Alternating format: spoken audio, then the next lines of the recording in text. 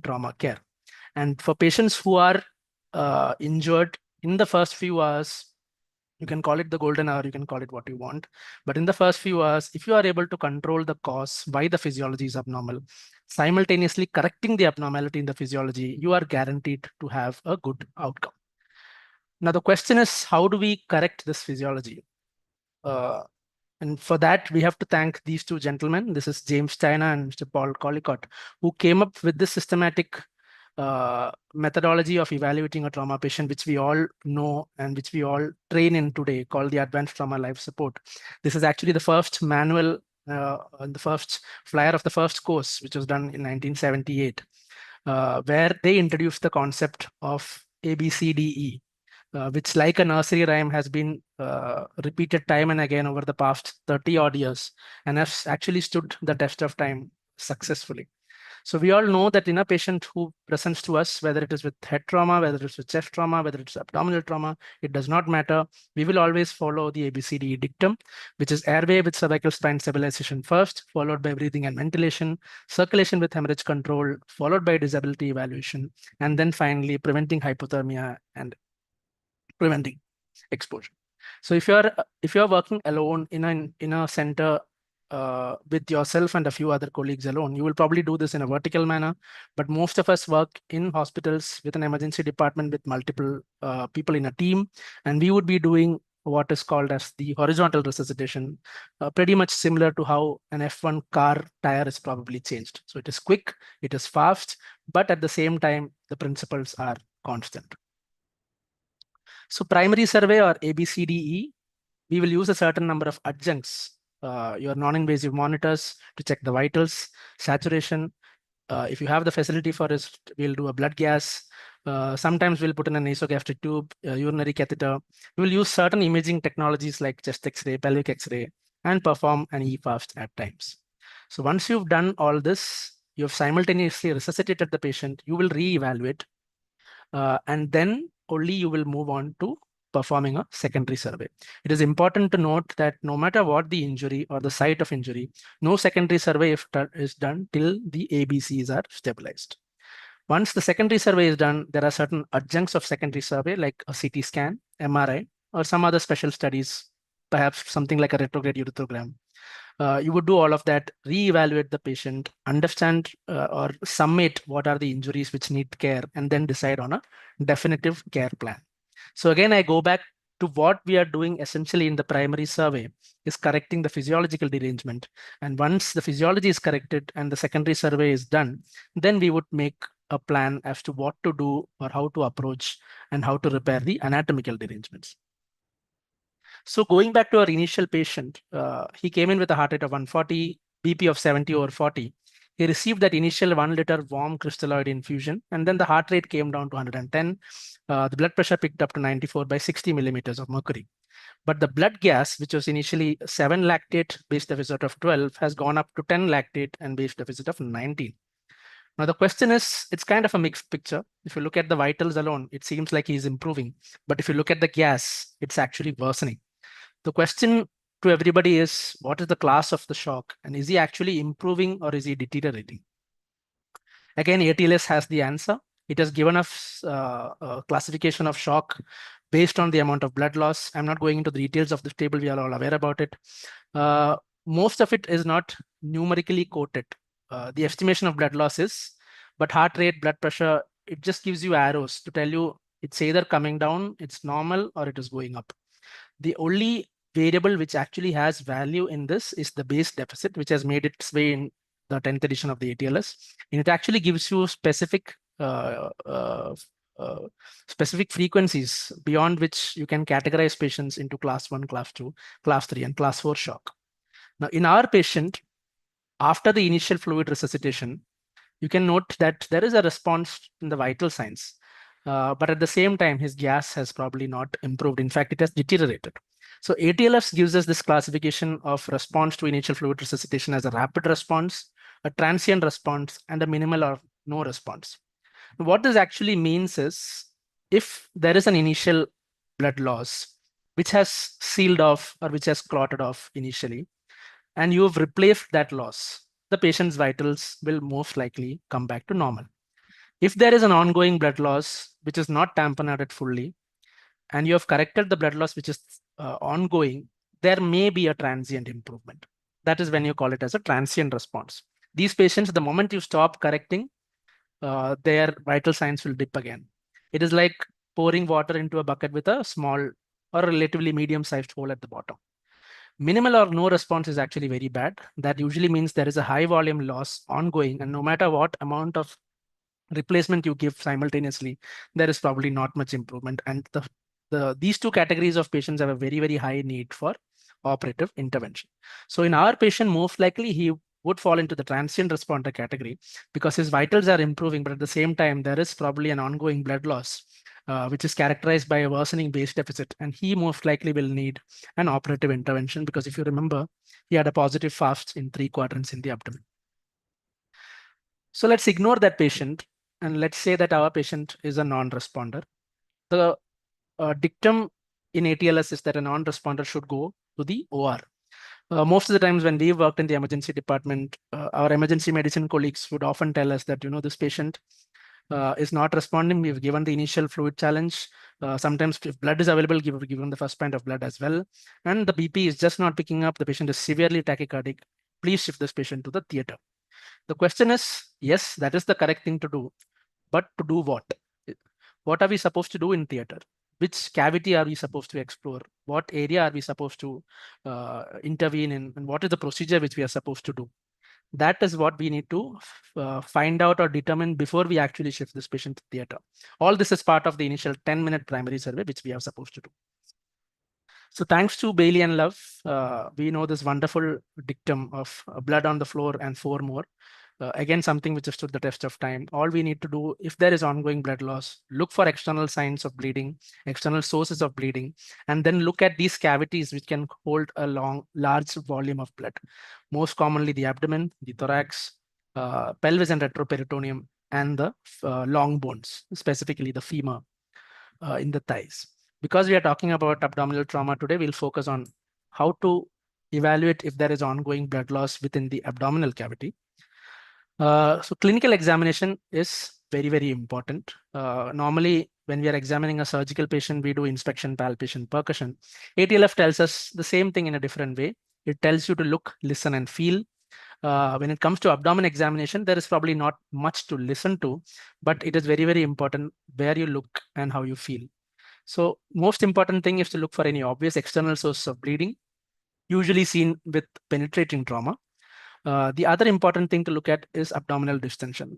Usually, rapidly filling blood within the peritoneal cavity is quick to cause abdominal distension. And this might probably be one of the first initial signs that would tell you that, the amount of blood which is lost is quite large. You need to also look at the pelvis, see if there is any obvious bruising, which could indirectly tell you that there is probably a pelvic fracture. You need to palpate the abdomen. It is not often that in the very beginning you will get abdominal signs. In fact, hemoperitoneum may not even have any abdominal signs other than abdominal distension. But if there is a bowel perforation, if the patient has come in a delayed manner, you might still get abdominal signs. A pelvic compression diffraction test is a little bit controversial. It basically tells you if the pelvis is unstable, is there a possible pelvic fracture which is there? It is controversial because when people advocate for it, many people perform the test on the same patient again and again. That is what needs to be avoided. It can be done by the initial examining person single time. If it is positive, you need to treat for it. So what is the treatment? Treatment is simultaneous. We have to remember that ATLS, in ATLS, you have to diagnose and treat simultaneously. The goal is to bring back the physiology as early as possible. 2 wide bore cannulas, take samples for grouping, typing, cross-matching, get a gas in hand, send a full blood panel, start your initial warm crystalloid infusion. If you've got blood, start that instead. If the pelvic compression test is positive, place a pelvic binder quickly. And if the patient has come to you within the first 3 hours, give him a bolus of tranexamic acid. Now, beyond clinical examination, is there any other way that we can look into the abdomen and determine if there is ongoing bleeding? Earlier, we used to do diagnostic peritoneal lavage. Some people advocate for diagnostic peritoneal aspiration. But beyond all of that, there are much, much better tools which we have in hand. our goal is to make sure that the patient who's so unstable and who's so sick, who's probably having an ongoing blood loss in the abdomen, doesn't have to go anywhere. So the radiology has to come to the patient, and we only need two very simple things, which is an ultrasound machine and a portable X-ray. Ultrasound machine to do an extended fast exam, and a portable X-ray machine to look at the chest and the pelvis. We don't need an emergency medicine physician in hand. We don't need an anesthesiologist. We don't need a radiologist. EFAST is a very, very simple procedure to perform. It takes about 2 to 3 minutes in an expert hand. And it has been proven time and again that fast exam by surgeons and even by emergency medicine physicians are as good in picking up findings as with radiologists. It's a very simple 4-window view for the routine FAST, and the extended FAST, of course, looks for pleural and thoracic abnormalities as well. So I don't want to go into the details of performing FAST, which is probably beyond the scope of this lecture, but this is an essential skill which all of us as surgeons, especially those who are in training in their postgraduate phase, should be comfortable performing at the end of their training. But you've done a FAST, you've performed it, you've picked up fluid, or sometimes you've not picked up fluid. Is there any other place in the abdomen where blood can get collected and you cannot see it?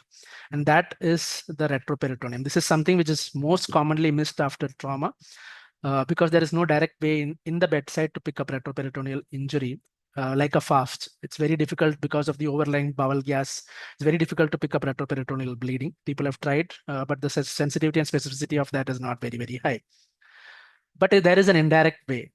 The most common cause for retroperitoneal bleeding is a pelvic fracture. So if you can get a portable X-ray of the pelvis, this is a patient we had about last week, where we had a positive pelvic compression test. We put in a binder and then we got in a portable X-ray. You can see that there are superior inferior pubic rami fractures on both sides. If you look at the right SI joint, it is widened in spite of the binder being in place. So this patient probably has a pelvic fracture resulting in pelvic retroperitoneal bleeding, and that was the reason why he was unstable. So if you correlate this pelvic fracture with the vascular distribution in the pelvis, it's very easy to understand the number of vessels which are there, especially the branches of the internal iliac artery and the pre-prostatic plexus of veins, all of which can be very easily ruptured in bad pelvic fractures. And this blood will get collected in the pelvic peritoneum, and it has a fast track entry into the entire retroperitoneal space, moving from zone 3 to zone 2 and even zone 1. So retroperitoneum can carry almost as much as the amount of volume the intra-abdominal cavity can carry. And if a patient is there in whom all of the other areas are negative, there is very strong suspicion of a pelvic fracture, please use a pelvic X-ray to confirm, because it is not always that a pelvic compression test may be positive. Pelvic bruising may not always be present. The patient may be obtunded and may not give you a positive sign on performing a pelvic exam. So always try to get a pelvic X-ray when you do not know where else the patient is bleeding from. What about some other adjuncts that we commonly use in primary survey?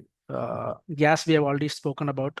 If you are thinking only about a circulatory problem, if the problem is only shock, a venous gas is more than enough. The initial sample which you collect can be analyzed for a venous gas, and it will give you the base deficit and the lactate values and the amount of acidosis which is there. A nasogastric tube in the abdomen, sometimes it can aspirate blood. This is commonly seen in patients with maxillofacial trauma. Aspirated blood is the most common reason why you would get blood in the NG tube, but rarely it could be an indirect sign of an injury to the stomach. Blood in the urinary catheter, very, very common, especially associated with pelvic fractures. It could be indirectly suggestive of an upper or a lower genitourinary tract injury. Upper usually is renal, and lower most commonly is bladder injuries associated with pelvic fractures. Rarely you might get an ICD which is stained with bile, which could be an indirect marker telling you that there is a diaphragmatic injury or there is probably an esophageal injury. So now that we've done our initial assessment, we've determined what the source of bleeding is. Our goal is to identify that source, achieve hemorrhage control, and fill up the patient. So whatever is lost has to be replaced, and ongoing loss has to be stopped. And with that, if we correct the physiology, our initial assessment is complete, and we can then move on to a detailed secondary survey. Now, once we finish our initial assessment or our primary survey, Before moving on to secondary survey, we commonly take what is known as the ample history. This is probably the time, if somebody has not already done it in your team, you would go in and take a little bit of a detailed history. What was the exact mechanism? How did the injury occur, etc., etc. Now, does that have any bearing? Having that knowledge, can it give you any advantage in probably thinking of what injuries could possibly be there in a patient? This is particularly more important in the pre-hospital setting, but it also has a lot of value in the in-hospital setting as well.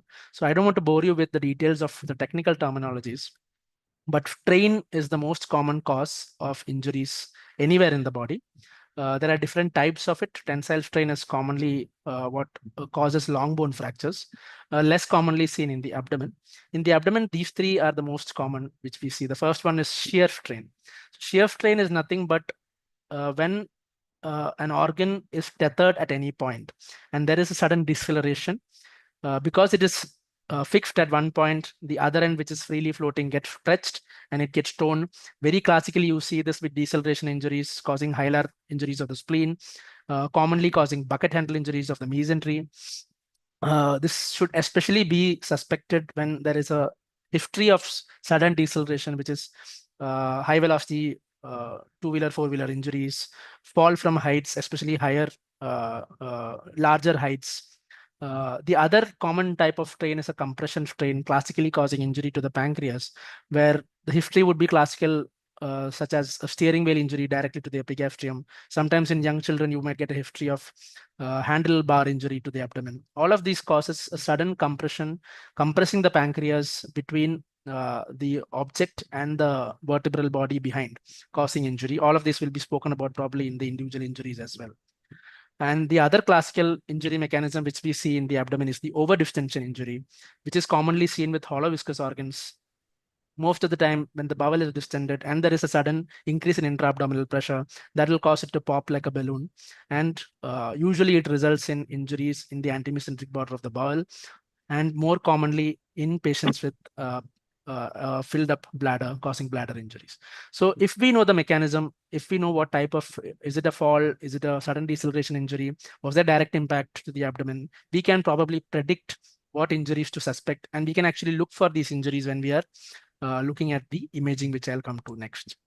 Now, what I talked about right now is the blunt mechanism. All of this goes for a toss if it is a penetrating mechanism. Then it depends on whether it is high or a low velocity. Is it a stab or a gunshot? What is the angle of impact?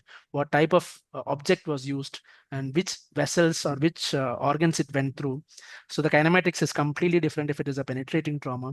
But the dictum is, if you have a patient who's presented you with a penetrating injury to the abdomen, looking at the site where the injury has entered or exited, it is easy for us to trace the trajectory. And even if the patient is stable or unstable, if you're going with this patient to theater, or if we are evaluating the injuries using advanced imaging, it is always important to trace the trajectory of the injury. So I just want to flip the initial case scenario where the same patient has come to us after 12 hours of injury. Now this patient's primary survey is normal. He's hemodynamically stable. He's fast positive in just a single quadrant. So this patient, your primary survey is normal. He's had his initial resuscitation. He's stable. What do you do next? You would do a complete secondary survey, which is a head-to-toe examination, and then use certain adjuncts of secondary survey. And the most common adjunct which we would use is a simple contrast-enhanced CT scan of the abdomen.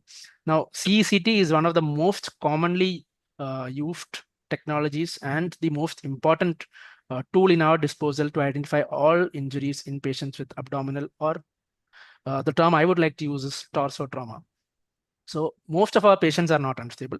Majority of the patients that come to our emergency department with torso trauma are relatively stable.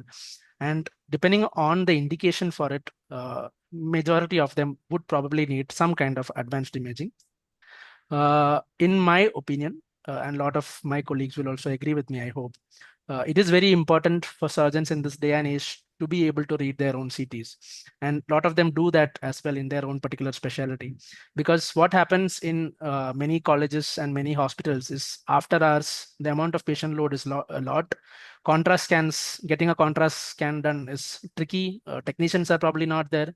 There is a single radiologist who has to interpret emergency radiology, trauma CTs, ultrasound. So it becomes too taxing for one person to do all of this. But to make a plan, to understand what the injuries are, surgeons can do all of this. So we had actually written this small, simple review article where we extrapolated the DRS ABCDE technique of reading a trauma chest X-ray into reading a torso CT in a systematic way, so that in about 10 to 15 minutes, you can go through a simple, you can go through a trauma torso CT and at least identify what a potentially life-threatening injury needs, which needs urgent care in form of either an angioembolization or a transfer to another hospital if the facility to take care of that patient is not available at your hospital. Of course, if the patient's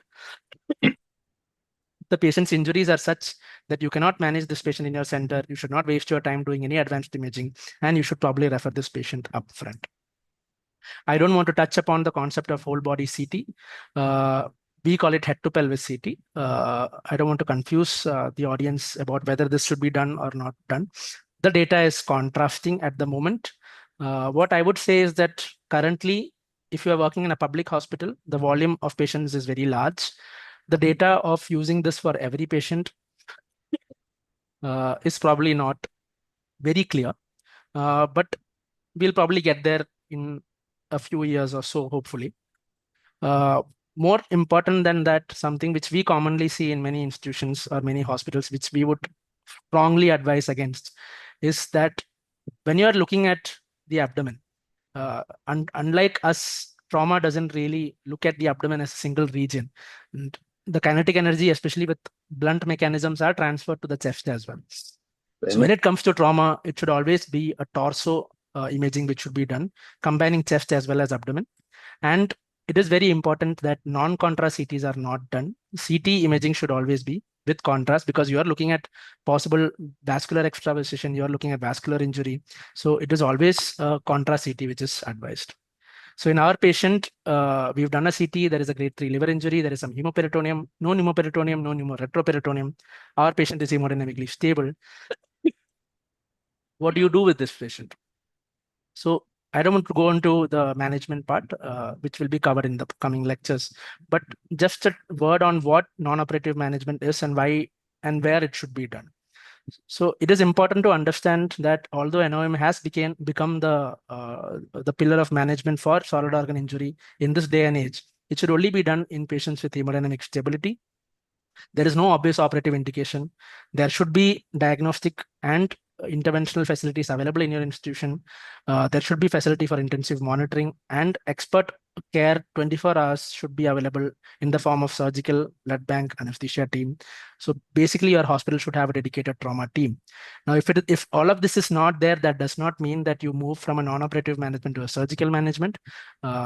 If the facility is not available and the patient is hemodynamically stable, it is always better to refer this patient to a center where these facilities are available. So just to put everything together, the approach to the abdominal trauma is holistic.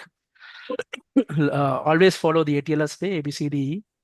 Liberally use your adjuncts, look at the mechanism, understand the kinematics, use basic and advanced diagnostic radiology, correct the physiology, correct the cause for the derangement in physiology, and you will have a successful outcome.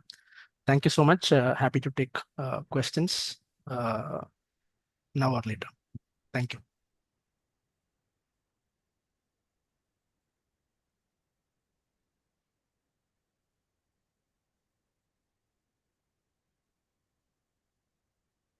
Sir, can I come in? Sir?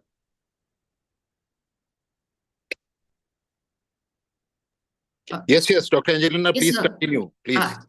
Joseph, I just had a few things to add on, not a query. This talking about physiology to surgeons, especially trauma surgeons, is very, very important. Number one, the physiology in trauma is very global, number one. And number two, it's very dynamic. So it goes hurtling down. In fact, a physiological deterioration is easier to pick up bedside and rather than an anatomical disruption. In fact, physiology moves before the anatomical disruption. Number one, that is picked on imaging. Now, a grade 3 spleen in 2 different people can have a different response. So any scoring that involves both physiology and anatomy is much more useful than a scoring which is dependent only on anatomy. So when you have a CT scan report, along with that, fix your physiology that that patient is having at that point of time and try to make up your mind. Now, what I wanted to tell regarding the cavities, this is very important. I have seen personally people getting a laparotomy done because there was some very little free fluid on ultrasound, but actually he was having both bones fractured. I know that was splinted, but the main problem was in the bones. This has happened, and it's not as if it cannot happen. So getting a grip on the cavity is important. Not only that, when you see the cavity bleeding, ask yourself, is this bleeding enough to put him in the physiology that he is in now? Otherwise, you'll be opening cavities, and the easiest cavity to open for a general surgeon will be the abdomen. Now, coming to tranexamic acid, very, very game changer. Crash trial, which also involved one of our hospitals from Bombay. It was a global multi-center research. And they have found that tranexamic acid helps a lot, especially where trauma systems are not in a position to take the patient and run into the operating theater immediately to control bleeding. And as far as tranexamic acid is concerned, it's a very safe drug in trauma, and they have found out the incidence of thromboembolism is only 1 in 1,000. So it is recommended by trauma organizations to give tranexamic acid if you feel the patient's vitals are bad because of bleeding, not only abdomen, anywhere else. This is what I wanted to add, Dr. Joses. Thank you, ma'am. Completely agree with everything you said. Shall we go on to the next? 1 second. Okay. Coming to the next presenter, it is trauma to the liver by Dr. Preksha. She's done her MCH trauma from AIIMS, New Delhi, and she's a gold medalist from the Gandhi Medical College, Hyderabad. She's at present working in Gangaram Hospital, New Delhi. Over to you, Dr. Preksha.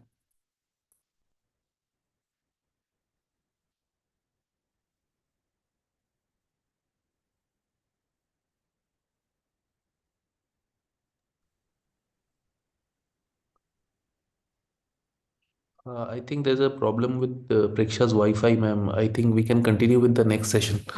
Okay. Thanks, Niladri. So the next presenter will be Dr. Vignesh. He's MCH from New Delhi, AIIMS. And now, right now, he is associate professor in PIMS, Puducherry. And his main interest is in the trauma registries, researching about transfusion requirements and hemorrhage protocols. Over to you, Dr. Vignesh.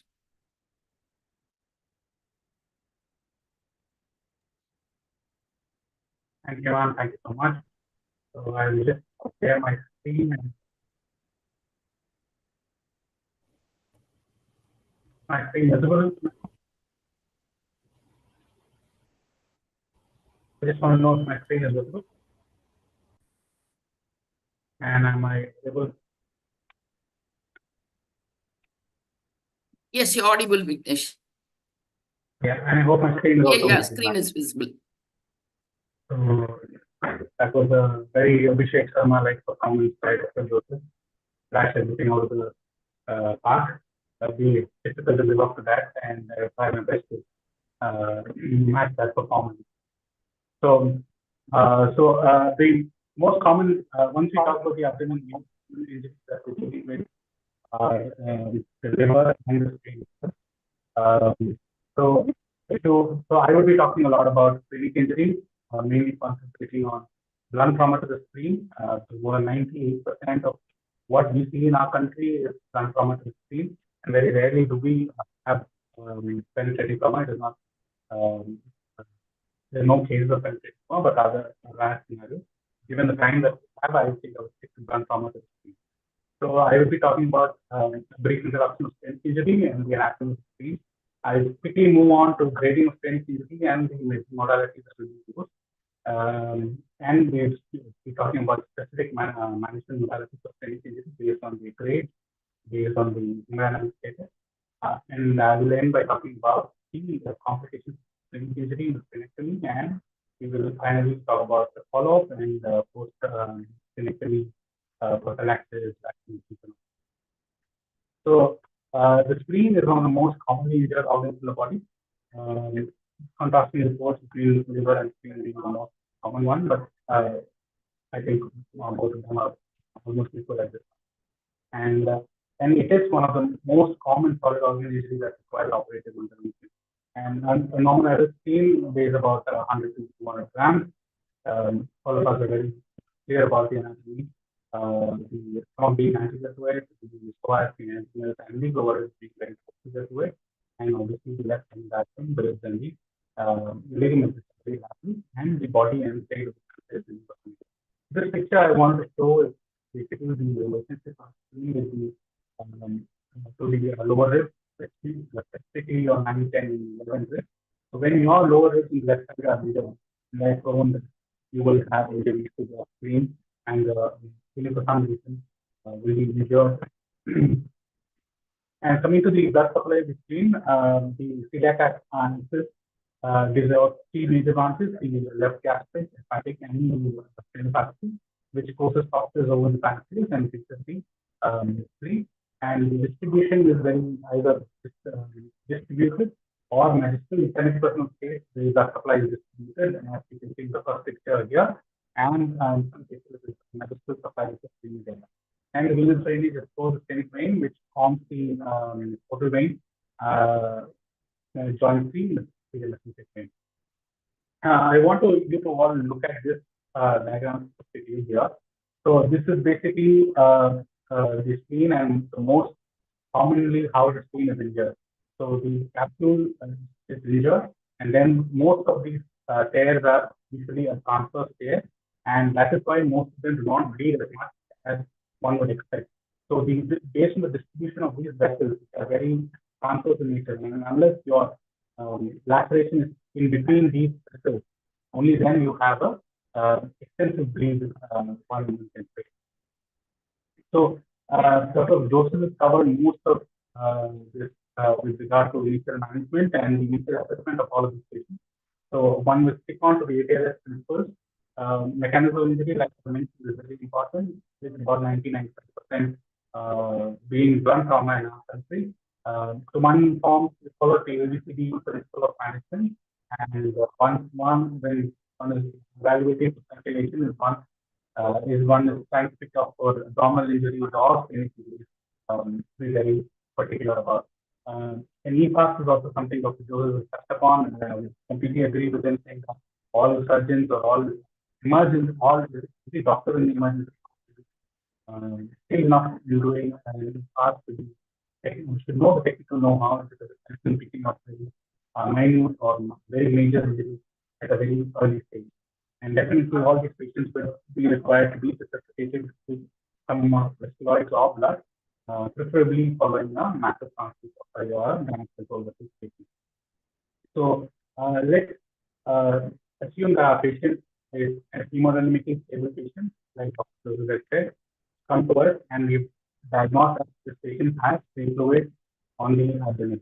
So the next line of management would be to make sure this patient is resuscitated to a level both based on his physiology, that is vital parameters, and also his lab parameters, more specifically his blood gases.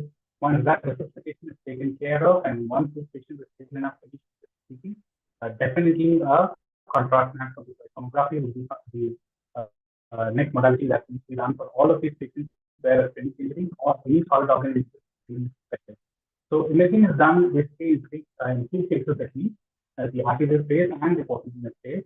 And if an injury is detected, or more specifically, if a vascular injury is detected on one of these cases, it is worthwhile that a delay phase is also done to pick up to differentiate between a solar aneurysm or an active bleed. So basically, your portogenous phase is the phase where you pick up most of these injuries, intraparenchymal injuries or lacerations or hematomas, and the portogenous phase is where you identify the injury and start grading these injuries. Arterial phases are best used to diagnose pseudoaneurysms of the spleen, and if there is a contrast leak, the ciliate phase helps in differentiating between a pseudoaneurysm or an active contrast or else the bleed into the peritoneal cavity. So a pseudoaneurysm, the water contrast will be very rapid. You will not see any contrast in the delayed phase, whereas in an active bleed, the delayed phase, the contrast pooling would be enhanced. So coming to, so once the PCT of the abdomen is done, we would directly go about grading the nature of the injury. So the mark classifies or grades sphenic injuries, which is graded from 1 to 5. 1 is being least severe and 5 being the most severe. Grade 1 injury is subcapsular hematoma, which involves a 10% area or a parenchymal laceration that is less than 1 centimeter in depth, or a very minimal capsular tear can be graded as a grade 1 injury. A grade 2 injury is where subcapsular hematoma is less than 50% and the 10 to 50%, and or an intraparenchymal hematoma, which is about it is less than 5 centimeters, or a parenchymal laceration, which is between 1 to 3 centimeters. A grade 3 injury is when one has a subcapsular hematoma of more than 50%, or an intraparenchymal hematoma of more than 5 centimeters, or a parenchymal laceration which is more than 3 centimeters. So these are the one can call grade 1 and grade 2 something one can call a low grade injury, whereas a grade 3 and above is something one calls a high grade injury, sphenic trauma. So you can see the arrow pointed at, which is a more than 3 centimeter laceration of the spleen, which is basically the grade 3 sphenic injury.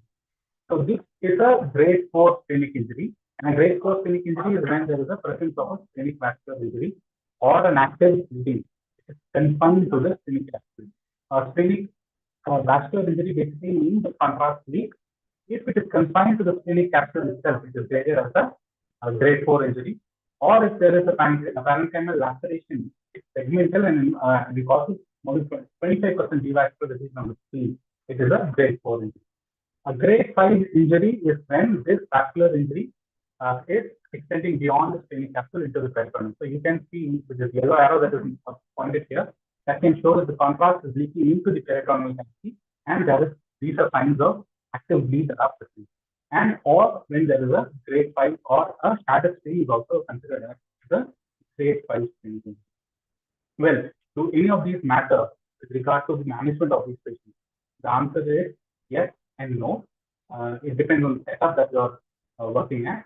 But primarily, the management of sphenic injury will depend on the hemodynamic status of the patient and the availability of resources at the time.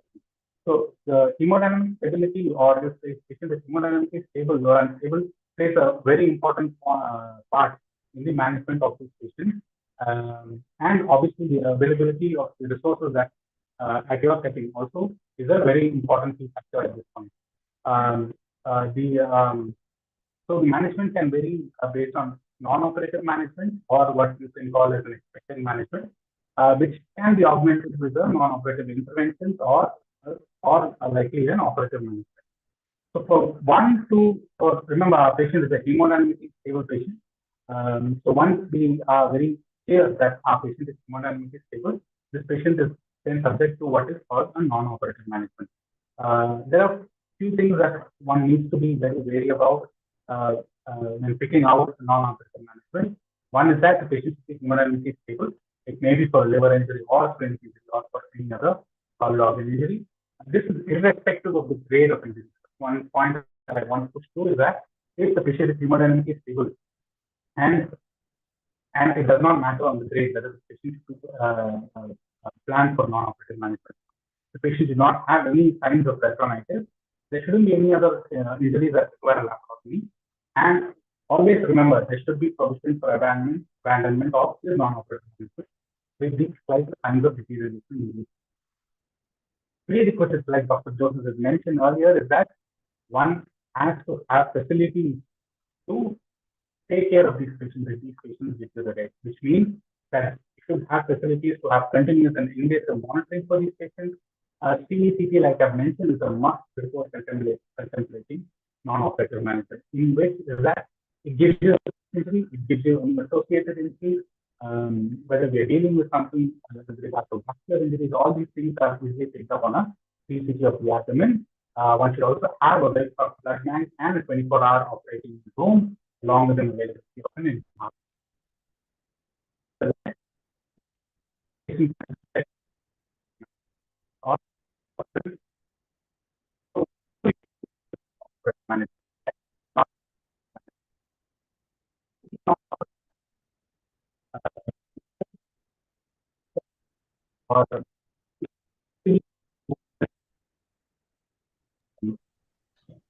Sir आपका voice clear नहीं आ रहा है।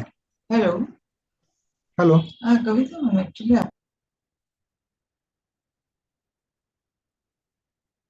Hello जी sir अभी clear है। I'm sorry. So this 4-hour serial clinical examination is basically a combination of vital monitoring, physical examination, and this has to be about 4 to 6 hours for the first 48 to 72 hours, and then once every day from 72 hours till the date of discharge. There's no role for prophylactic antibiotics. There's no role for prophylactic drain placements in these patients. So the most important thing that one needs to do is physical examination, preferably by a single doctor, because the person knows how the abdomen feels, and if there's any change or any kind of hypertension or peritonitis, this may be a reason why one is going to abandon non-operative management. So it will also be based on your values, your hemoglobin and hematocrit values, and also blood gases will play a very important part initially in the 48 to 72 hours. It may be worthwhile to have basic coagulation profiles to review. If your institute does have viscoelastic assays or rotations or eggs available, it will be good to have them so that you can go ahead and transfuse this patient, or product specific transfusion can be matched to the patient. Target hemoglobins are again old recommendations for 10 for patients who are hemodynamically stable. I mean 10 for patients who have risk of bleeding, and hemoglobin of more than 7 who are hemodynamically. The most important thing of all of this is your physical examination, which includes both the vital parameters and the physical examination. So that is what will drive you to tell you what or operative management. Once there that can be noted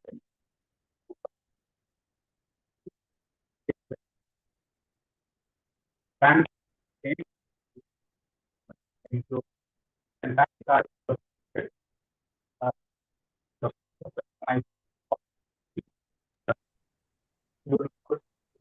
sir आपकी आवाज clear नहीं आ रही है। Hello, connection में कुछ आपका problem है internet में, एक बार चेक कीजिए सर। मैं ऑडिबल ना? जी सर अभी ठीक है।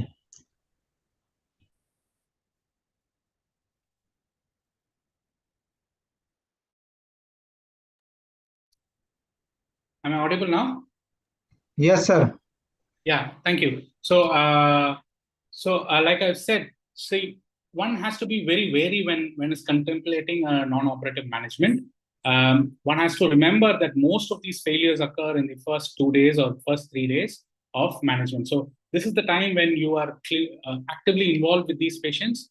One should also remember that higher grade injuries are more prone to failures, and one should at least keep these patients in hospital for at least 3 days before one can contemplate discharging them home. There are recommendations that say repeat imaging is required before discharge, that is at 48 to 72 hours. Preferably an ultrasound or a contrast enhanced ultrasound can be used. But if, like, these are advanced imaging which may require, which depend on the operator itself. If someone is not does not have a very technical know-how of picking up pseudoaneurysms or AV fistulas or intraparenchymal lesions or intraparenchymal bleeds on an ultrasound, it may be worthwhile to repeat a CT in these patients, although it is not routinely recommended unless one has symptoms. So that is most of non-operative management. So once these patients are managed for the next 3 or 4 days, one can contemplate discharge in these patients. But some patients do require what is called non-operative intervention. And non-operative intervention can be of 2 types. One is a placement of a pigtail or a drain placement, and the second is in the form of an angioembolization. And this non-operative management can be used to augment non-operative non-operative interventions can be used to augment non-operative management. So why we place in a drain or a pigtail is when sometimes blood acts as an irritant and it can cause signs of peritonism. It may not be frank peritonitis. Patient may have no signs of tachycardia, no signs of hypertension, good urinary output, but still there may be an abdominal signs which tend to be favoring towards peritonitis or peritonism. That only at that point of time one can contemplate putting in a drain or a pigtail. Angioembolization, on the other hand, is a entirely different ball game. That is something specialists and you would need intervention radiologists with you to take care of this. But trust me, it helps you more often than not to have an angioembolization suit and somebody who's well versed in doing these procedures. So it may be it is advised or indicated in patients who have active contrast leak, or when a pseudoaneurysm is detected on a CCT, or prophylactically in patients who have high grade of injury. This is a grade B or a level 3 recommendation. It may vary from institute to institute whether they go ahead and do it prophylactically or they wait and watch on these patients. But one should remember that the angioembolization itself depends on the ability of the patient to form clots, and it may not help in patients who are coagulopathic. So your patient should be able to form clots. That is where a viscoelastic assay or a TEG may be of help for you. And a splenic artery angioembolization leads to reasonably preserved splenic immune function. That is something that we should also know. So, like I've already mentioned, patients with vascular injuries are at very high risk of failure of non-operative management, and angioembolization is of great help in these patients. They reduce the failure rates in grade 4 and grade 5 injuries drastically.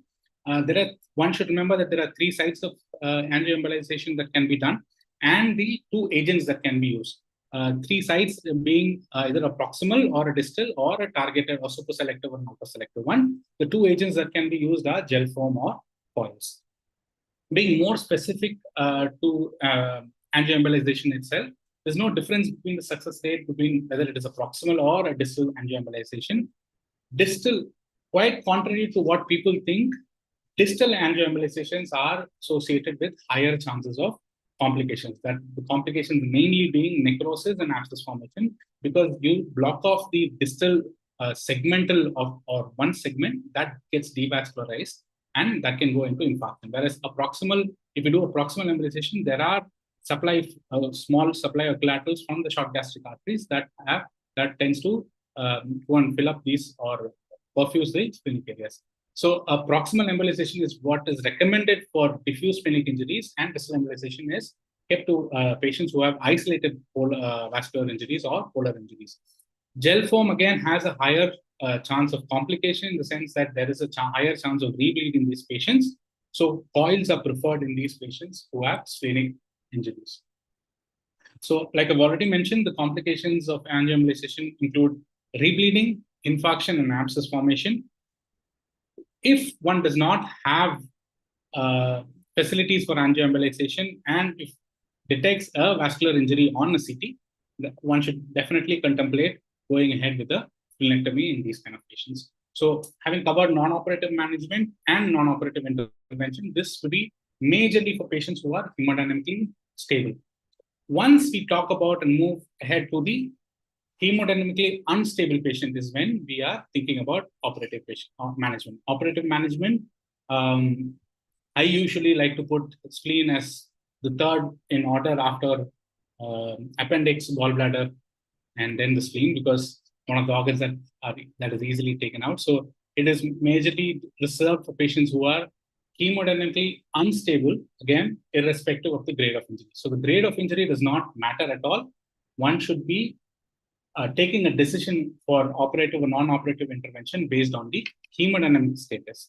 Or if the patient has peritonitis or signs of peritonitis, one should take up these patients for laparotomy. Or, like we mentioned, associated injuries which may require exploratory laparotomy. And definitely patients who have failed non-operative management, or you do not have the facilities for the same, one should contemplate operative management in these patients. Patients with coagulopathy, again, are a relative risk. So they should also be considered for operative management, in the sense one should have a low threshold to convert from non-operative management to an operative management, or if facilities not exist, definitely proceed with an operative management. So operative management is a trauma laparotomy. So I have not gone through the specifics of it. I have maintained it to the spleen itself. Spleen salvage procedures are definitely not indicated in patients who are not hemodynamically stable. Irrespective of the grade of injury, when one is doing a damage control surgery, splenectomy is the option of choice. And for patients who have failed non-operative management, go ahead and do a splenectomy. There is no point in trying to preserve the spleen. Morbidity is definitely higher with splenic salvage. So I would personally recommend a splenectomy for a patient who's hemodynamically unstable, or a patient with a blunt or the solid organ injury who requires operative management to go ahead with the splenectomy. So operative steps are same for any trauma laparotomy, midline incision, 3 swipes into the abdomen. Make sure you've packed all your quadrants, eviscerate the bowel. The quadrants are unpacked one by one. And once you reach the spleen, or once you identify that the spleen is the source of your bleed, the mobilization of the spleen is the most important thing. One should be very systematic and careful in dividing the lienorenal and the frontocholic ligaments. And one should also mobilize the tail of the pancreas before one can take the spleen out. Care should be taken not to mobilize the left kidney along with the spleen. That is one thing. And one should also remember that the spleen has a very dual supply, in the sense that the short gastrics also supply, and the short gastrics are very notorious to bleed once the spleen is out, or even during an intraoperative or in the postoperative period. The splenic artery should be clamped as close to the spleen as possible. And one should remember to avoid the tail of the pancreas, and one should, especially when applying a set-density clamp, it should not be a blind clamp, rather a visualized clamp as to where the clamp is applied on the vessel itself. And a drain is left in place, and on day 3, a serum amylase would help, and a drain amylase would help in estimating whether the patient has a post-operative pancreatic fistula. Coming to complications, intraoperatively, like I've mentioned, there could be bleeding from the short gastric vessels, or there could be a pancreatic tail injury. One should be very wary about all the other complications of anesthesia and laparotomy, especially looking for atelectasis, pleural effusion on the left side, gastric dilatation, gastric wall necrosis. One dreaded complication is a postoperative pancreatic fistula, and one should also be very wary of rebleed or ligature slippages, and one should be cautious enough to put double ligatures wherever necessary. One long-term complication that we always talk about is your overwhelming post-splenectomy infections, although the incidence is very low. So the most common question that we get after non-operative management is a follow-up for these patients. How often do these patients need to be followed up, and when can they be discharged? So these patients can be discharged safely home after 3 days, provided all warning signs have been explained to them, and they are usually followed up on day 7, 21, 3, and 6 months of discharge. These are the recommendations by the Indian Society of Trauma and Acute Care. And the physical activity that is recommended is daily activities after 2 weeks, moderate activities after 2 months for low-grade injuries and 6 months for high-grade injuries, and contact sports is after 6 months for low-grade injuries and 12 months for high-grade injuries. And like I've already mentioned, there's no recommendation regarding the repeat imaging for all of these patients if they are asymptomatic. Symptomatic patients, it may be worthwhile to go ahead and do a CCT of the abdomen. just touching upon post-splenectomy vaccination. So the most common organisms are capsulated organisms in streptococcal pneumoniae, meningococcal, and Haemophilus influenza. So vaccination against all of these organisms are recommended. They are usually given after 2 weeks of surgery or just before discharge, because most of these patients in an Indian setting, in a low socioeconomic setting, they may not come back for follow-up. So it may be worthwhile to give them the vaccine before we send them out. One has to remember that the pneumococcal and the meningococcal vaccine have to be repeated at 5 years. The Haemophilus influenza vaccine need not be. And these patients, it may be worthwhile to give them annual influenza vaccines also.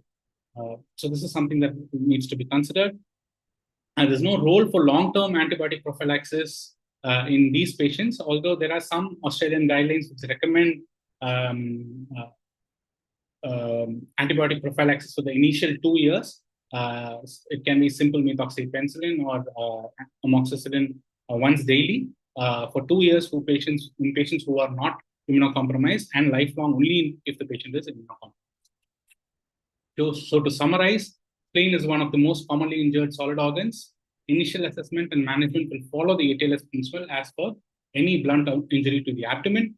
The management of splenic injuries per se will depend on the hemodynamic status of the patient, irrespective of the grade of injury. NOM, again, is the treatment of choice for all hemodynamically stable patients, and operative management will be the treatment of choice for all hemodynamically unstable patients. NOI may be used as an adjunct to aid in non-operative management, and post-splenectomy vaccinations must be ensured in all cases who undergo a splenectomy. I'd be happy to take questions at this point of time or later.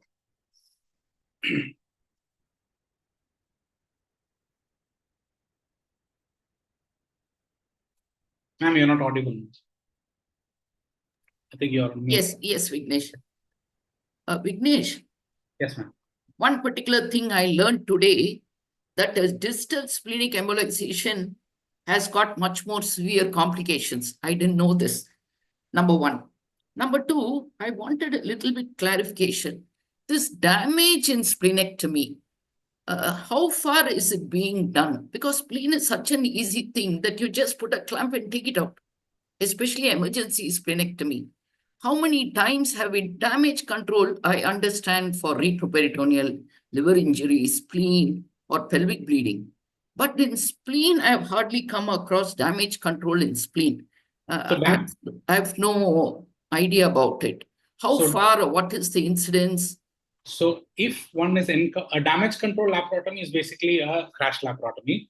I think it's just an interchange of words. A spleen, if injured in a hemodynamically unstable patient, definitely needs to come out. There is no option of preserving that spleen. So it is close to it being irrational to try to save that spleen. So because that is, like you said, it is one of the easiest organs to be removed, and definitely in a patient who is hemodynamically unstable, the spleen needs to come out without a shadow of a doubt. Okay. Now, what about this auto transfusion? Are they being tried? Is it only in trauma centers, or they can do some custom-made? Any centers doing custom-made auto transfusion? Any idea? I have no clue. Customized and auto transfusions, I am not aware of, ma'am. But yes, auto transfusers are available in the best of centers. AIIMS has an auto transfuser. If I'm not wrong, CMC also has an auto transfuser. So, but the problem is the logistics that is behind it. Yes. So the perfusionist is not available always on the floor, and all of these trauma comes in sense. So setting up the auto transfuser actually takes about 15 minutes. Okay. So by the time you are in, the auto transfusion needs to be set up, and needs to be one dedicated person who's trained to do that, or a resident who's always learned to learned to do that, and who's always on the floor. These are the things. And the other thing about abdominal injuries is that sometimes there is always a possibility of liver injury also. So these auto transfusions cannot be used in liver injury because of the theoretical chance of bile leak. Okay. So that is the one thing. So if it is an isolated pelvic injury or an isolated splenic injury, yes, definitely. But even if the slightest doubt of liver injury or hollow viscous injury, so these auto transfusions are best avoided. One other place where autotransfers can be used is thoracotomies. So yes, these are the two places that I think will be of best interest. But definitely the logistics is what stops from, and the cost for other institutes, because Yes. cost is something that everybody needs to consider. One last point I wanted to add. This, when a doctor is examining a trauma patient in a government hospital with certain X amount of facilities, he decides to refer, saying this is beyond us, fair enough. But when it comes to private and a reasonably stable patient at the time of primary survey, for him to predict, no, he's going to deteriorate, I'm going to send him off without any investigations, may not be practically possible. They are under severe pressure from the management and also from a senior who's probably not a trauma surgeon and who's not done the ATLS. Number one. So what I feel, everybody should be trained in ATLS. It sort of empowers them to stand up, and people will take you seriously. Sorry to interrupt in Yes, between. sir. Sorry to interrupt in between. Yes, sir. Hello. Yes, sir. Vignesh, can you please project that information about JST in between the session जी sir so that students know how to join JST? I have sent you. Yeah, thank you. Thank you. Please carry on.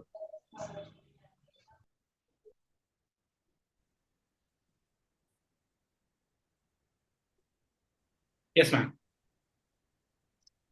Yes, Sir? ma'am. Yes, Can ma'am. go on. Okay. So this is what I wanted to tell. Everybody who's likely to see an emergency case must be ATLS trained. Because I've been course director for ATLS. I find them much more empowered just at the end of the process of an ATLS training. They need not have seen an actual trauma case during the ATLS, and they may not see in future also. But when the situation arises, they are much more emphatic in deciding who can get the best treatment in their hospital, or they need a referral. This part of empowerment, I somehow found ATLS giving it to many students. And it is a way of pushing this program so that it reaches more and more people. Dr. Jagdish is here. He's course director for ATLS in Puducherry. Welcome, Dr. Jagdish. Good evening, ma'am. Thanks for joining us, Jagdish. Sure, ma'am. Good to see everybody Anything else. you want to add, Jagdish? No, ma'am. I'm a late entrant. I will leave my comments. Okay. Now, does anybody have any other questions? Can I ask Preksha or Niladri to come in? Is Preksha there? I think there is some problem with the net. Ma'am, am I audible? Yes, Preksha, can you come in? Yes, ma'am. My video, yeah. Vignesh, can you help her out? Yes, ma'am. Yes. Just Is check, it? Vignesh. Okay. Yes, Preksha, your screen is visible. Yeah, My visible. screen is visible. Okay. Screen is Good evening, everyone. One second, Preksha. This session is on trauma to the liver by Dr. Preksha. She's a trauma surgeon who's done her MCH from AIIMS, New Delhi, and she's a gold medalist from the Gandhi Medical College, Hyderabad. She now works as a registrar in Gangaram Hospital, New Delhi. Over to Dr. Preksha. Preksha, if you thank you, ma'am. go to, if you could just go to slide share, your full screen. Just stop sharing? Yeah, I can see your screen, but if you can just go to slideshow. Yeah. I did click. No, you Is it showing now? Yes, Preksha. I think it stopped sharing. 1 second. I can't see your screen now, Preksha. I cannot. Yes. Yeah, now I can. Can you see my screen? Yeah, I can see your screen. Can you see in the slideshow mode now? Not slide. I clicked on the slide. I clicked on the slideshow. No, it's on the normal view, Preksha. It's not on the slideshow. I'm trying for the slide. I'm clicking on the slideshow only, but on my screen, it's in the slideshow mode. Okay. Maybe if the other panelists accept, can she use this normal and move on? Is it okay?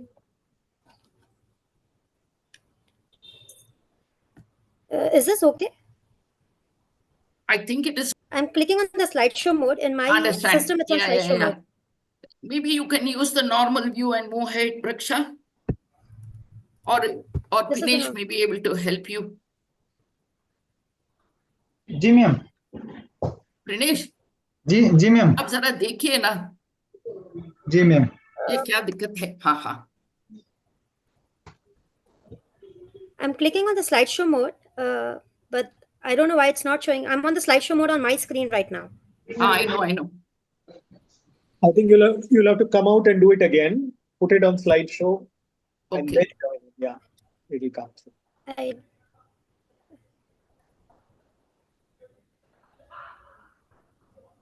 Okay, I'm sharing again.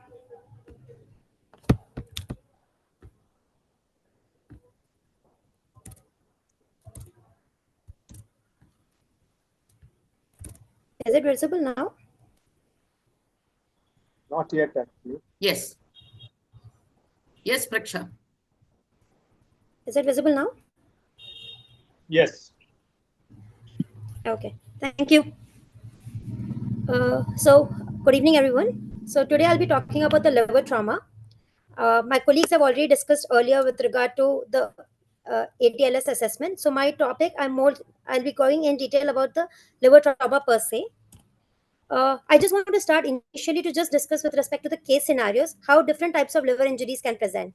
So here, for case scenario 1, I have a 22-year male, blunt trauma with a fall from 20 stairs, hemodynamically stable, EFAS positive, and in the CT we can see this would be approximately grade 2 liver injury with the intraparenchymal hematoma. This patient was managed non-operatively. But on the other hand, we had another patient. This patient presented with a stab penetrating trauma over the epigastric region. Hemodynamically again stable, EFAS positive. CECT also showed there's a stab, pneumoperitoneum, but now in a penetrating pneumo is again a confounding factor. So this patient, there was also suspicion of GB. So here we had to go over diagnostic lab to rule out GB injury, gallbladder as also to look out for the liver injury, penetrating trauma, and the amount of hemoperitoneum, and to rule out any associated injury. On the other hand, we have another patient. This patient had a trauma. He was unresponsive, hemodynamically unstable, EFAS positive. So this patient, we went ahead with damage control laparotomy, where we can find the liver injury. This was because EFAS, we just know about the hemoperitoneum. On operative, we found that there was a liver injury. So you can see liver injuries can present with different kind of setup, where we might have to intervene in different ways. This is another scenario where a patient with a liver injury, with such an extensive liver injury involving the right lower lobe, he was managed non-operative with intervention, as my colleague previously discussed, Dr. Vignesh regarding pigtail drainage, but again after 2 weeks with sepsis. So there are different ways this can, and I'll be dealing about all these types of managements, which being operative, laparoscopic, laparotomy, non-operative intervention, or the complications in my further slides. To begin with, liver and spleen are the most common injuries, organs involved in a blunt trauma abdomen. Hello? Yeah.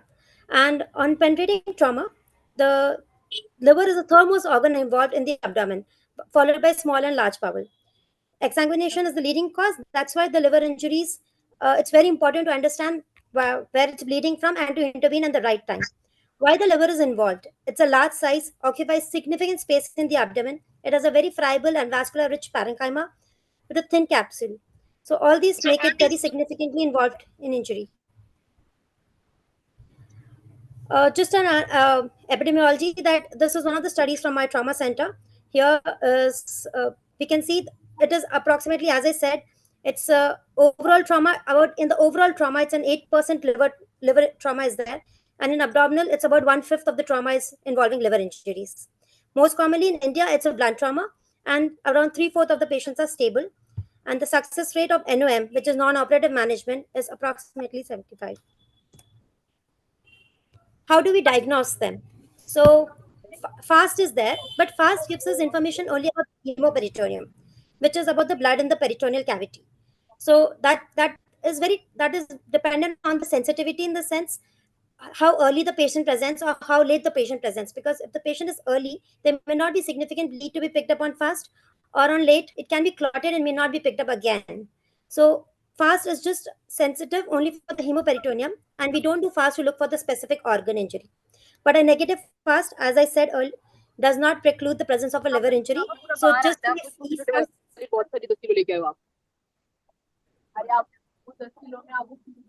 so just by e-fast, just by a negative fast, we should not rule out that there is no abdominal trauma. There is development of contrast enhanced ultrasounds. Here, the microbubbles are created with gases combined with saline, and these are released via IV, and then an ultrasound is done. These is mainly come up in the sense where mainly for as renal failure patients or pregnant patients, where we want to avoid the CT. This development of technology are developed. Contrast enhanced ultrasound is still in earlier stages only. It's not well available everywhere. But here the microbubble acts as a contrast. It also gives a very clear image, but requires a lot of, there's a significant learning curve to understand this. Contrast enhanced CT. So this is standard. It's a standard investigation to rule out for all the imaging. Here we need arterial, venous, and a delayed phases. As all these phases combined together gives us comprehensive information about the liver trauma, about the grade of the injury, the amount of hemoperitoneum, about any pseudoaneurysm present, any active contrast extravasation present. So this gives a complete comprehensive picture, and so that's why a trauma scan involves a contrast enhanced imaging, so that the entire detailed imaging is anatomy is available. And again, a diagnostic laparoscopy can be sometimes there. It's mainly in the penetrating trauma to look for the peritoneal breach. And though CT may not pick up, a diagnostic laparoscopy can help us in diagnosing some of the liver injuries. AST, American Association for Surgery of Trauma, had given this liver injury scale, where the anatomical grading is done as per for the severity of the injury into 1, 2, 3, 4, 5. I want to specify that though imaging operative pathologic, if you read this table, it's the same picture, which is the amount of hematoma, amount of intraparenchymal hematoma, the depth of the laceration, and how much of the lobe is involved, 25%, 25 to 75%. That's almost similar. But one thing which the CT can give us is about this vascular injury also, which is visible on operative if there's an active bleeding, but CT can give us those deep parenchymal bleeds also. Information is available by a CT. So this vascular injury could be a pseudoaneurysm, which is increased contrast enhancement, or an extravasation, the contrast is enhanced and leaking, which can be seen on a delayed phases. So pseudoaneurysm is seen on an arterial phase, but if that contrast extravasation is seen up to the delayed phase, then it's an active bleeding. And that gives us a much better either this patient is actively bleeding or pseudoaneurysm to decide the plan of management also.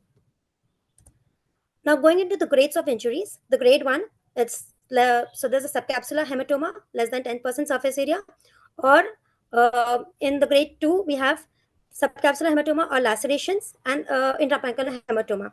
The laceration can be 1 to 3 centimeter depth. Here we can see this is a laceration with or it can be an intraparenchymal hematoma, less than 10 centimeter, or a subcapsular hematoma, which is involving 10 to 50% surface area. Grade 3 injury, the laceration depth increases. So it's 1 centimeter, 1 to 3, more than 3 centimeter depth. Now for the intraparenchymal hematoma, it was less than 10 centimeter diameter of hematoma in the grade 2. It's more than 10 centimeter diameter hematoma in the grade 3. And for the subcapsular hematoma, less than 10%, 10 to 50%, or more than 50% surface area. Here, I wanted to just show that if you can see in this image, in the grade 3, there can be this, there is a hematoma, but there's increased enhancement. So this says that there is an active bleeding. So active bleeding present within the hematoma is indicative of a grade 3 injury. And active contrast extravasation, this contrast, you can see enhanced contrast. So if that is leaking into the peritoneal cavity, that becomes a grade 4 injury, or a laceration which is involving disruption of up to 3/4 of a lobe, and any laceration is involving more than 3/4 of a lobe, or juxtavenous hepatic injuries are indicative of a grade 5 injury. The diagnosis, so thus we form a diagnosis via e-fast or CT. But for the management, always in a trauma patient, ATLS assessment starts with the primary survey, airway, breathing, circulation, disability, the adjuncts, exposure, and then go to the secondary survey. So always the management, as Dr. Joseph discussed, so there's a vertical or a horizontal assessment, whichever you prefer, but it's at the end of the day, it's about the primary survey. Once you have stabilized, physiology is stabilized, then only we go for the secondary survey. Physiology is the most important factor here. But for the so how do we decide what line of management for trauma? Asked by CT, we can get to know about the severity of grading, but the management is dependent both based on the hemodynamic status of the patient. So in a trauma, the physiology supersedes the anatomy. So the hemodynamic status and any associated injuries to the abdomen, which helps us in guiding the line of management. The World Society of Emergency Surgery has given some guidelines which include both this. So as I said, management of the hepatic trauma, there'll be anatomy of the injury as well as the physiology. Physiology gives a higher importance. Now they've given this whole table. Just to this becomes too much detail, so I made it simplified. So I'm going to detail with respect to blunt trauma or penetrating trauma. So in a blunt trauma, or let's say first trauma abdomen, if the patient is hemodynamically unstable or the patient is a transient responder, you look for fast. If the fast is positive, even if the fast is negative and no other associated injuries are there, that could still be retroperitoneal bleed, or in the liver it could be the venous hepatic venous injuries which may not present immediately in the hemoperitoneum. They may immediately collect first retroperitoneally. So the fast may be negative, but if the patient is hemodynamically unstable, we go for damage control resuscitation, which involves massive hemorrhage protocol activation, giving tranexamic acid injection, which is less than 3 hours, minimizing the crystalloids, and go ahead with the damage control surgery. Now, regarding the operative parts of it, I will discuss in the later. But if the patient is hemodynamically stable, what we do is the patient undergoes the secondary survey and patient undergoes the CCT imaging. Now, on CT imaging, if there is an arterial blush on the CT, we can consider for DSA or angioembolization. But if there is no arterial blush, we go for a non-operative management protocol. So if the non-operative management protocol, grade 1 to 5, all of them can undergo non-operative management protocol. The earlier myth was that higher grade injuries, it's always better to open the abdomen, apply some gel foam or some sealant agents, but that's no more required. That's very well proven that non-operative management protocol, even for the higher grade injuries, as long as the patient is stable and there's no active bleeding or extravasation on the CT. Now, if there is a blush, then we go out for angioembolization. Regarding what we do in for penetrating trauma, again, same thing. The patient, as I said, blunt or penetrating. As per the ATLS, if the patient is primary survey hemodynamically unstable or a transient responder, damage control resuscitation, damage control surgery. But if the patient is hemodynamically stable, we go ahead with CT abdomen. Now, in the CT abdomen, we do find some pockets of pneumoperitoneum can be there because this is a penetrating trauma. Some air can leak in. So, just because of presence of pneumoperitoneum may not justify just for going ahead with operative, but we have to rule out for associated injuries, the evidence of peritonitis, what type of mechanism of injury is low energy, which is probably a stab wound, to a high energy like a gunshot wound. So in all these aspects, based on this, we decide that if there's no evidence of peritonitis, there is no evidence of any associated injuries, which can be by significant free air. So small pocket and no evidence of peritonitis, patient is stable. Depending on the setup, we can consider non-operative or operative. But I want to say that if there's a significant free hair, there is a bowel thickening or some impalement or peritonitis, clinical peritonitis, then the patient undergoes laparoscopy or laparotomy. But if there is none of these are available, then we go ahead with non-operative, even in low energy, even in penetrating trauma. Same principles. I will go ahead for the what principles to follow. I'm sorry. So for non-operative, what principles to follow, I'll tell in my next slide. But if there's a high energy trauma, even though none of the peritonitis signs are available, but there is always a high risk of associated injuries, which the CT may not pick up. So there is a high chance of, so it's 90% of these cases generally land up with operative intervention, maybe even a day or two later because of the missed injuries. So a diagnostic laparoscopy is a better advised modality, though if the setup, if we are in a level 1 trauma center and there's a continuous round the clock, all the modalities available, interventional radiology, surgery, and blood bank, we may consider a non-operative, but that's very unlikely. So non-operative management is the standard of care for hemodynamically stable patients. We do a DSA with angioembolization where there's an arterial blush, and those patients with instability or peritonitis or there's a failure of NOM, we go ahead with non-operative management failure, we go ahead with operative. Now, what does non-operative failure means? Where the patient is requiring increased blood requirements or fluid requirements on resuscitation, or there is clinical evidence of rebound tenderness or peritonitis, or there is drop in hemoglobin, significant drop in hemoglobin on repeated assessment. Any of these could certify that, or in cases of liver trauma, the bile can also leak and bile collection can give to peritonism features. So there, these are all factors become non-operative failure, and we go ahead with operative. One of the very important point to consider is it should non-operative management is a very, it's nothing like non-operative is just keep them aside. It is actually more labor intensive in the sense this requires clinical assessment repeatedly, laboratory assessment, and maybe a repeat radiological. So it should only be attempted in centers which have a round the clock lab, laboratory, interventional radiology, OT staff available, and immediate access to blood and blood products. Here what we do is so this is generally there's no set protocol, but we do generally follow this protocol as every second hourly for the first 24 hours serial clinical assessments, which involves vitals and urine output. The lab investigations, which is CBC and ABG, every 6 to 12 hours for the first 48 to 72 hours. And one thing which is a common myth is liver trauma or any solid organ trauma, that the patient should be under bed rest. This is not required. Patient can be mobilized after the first 24 hours as long as the vitals are stable and there is no clinical deterioration. In some cases, maybe if there's a significant grade 5 injury with a significant lobe disruption, can extend to 72 hours, but there's no requirement that the patient has to be on a prolonged bed rest. They can go to the washroom and that routine just outside. They're not supposed to do, they're not advised any increased strenuous activities, but a basic out of bed mobilization can be done.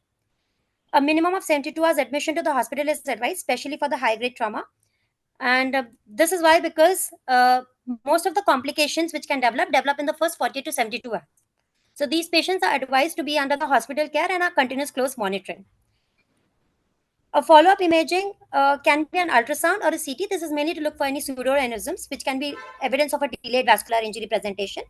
This can be done on follow-up or at the time of discharge or on the first follow-up. Now, what to do modality can be an ultrasound or a CT. Ultrasound, if there is a radiologist available, who are well practiced with this to identify any pseudoaneurysms, or maybe a CT if there is a clinical suspicion. They resume the daily activities by 2 weeks, and any strenuous physical activities, it's still debatable to 4 to 6 months, but it's better advised to avoid contact sports till 6 months. Because a repeat trauma during this period, while the liver is regenerating from the trauma, a repeat trauma can be very harmful and also cause risk to life. Non-operative intervention is when there is a pseudoaneurysm or active contrast extravasation where angioembolization is done.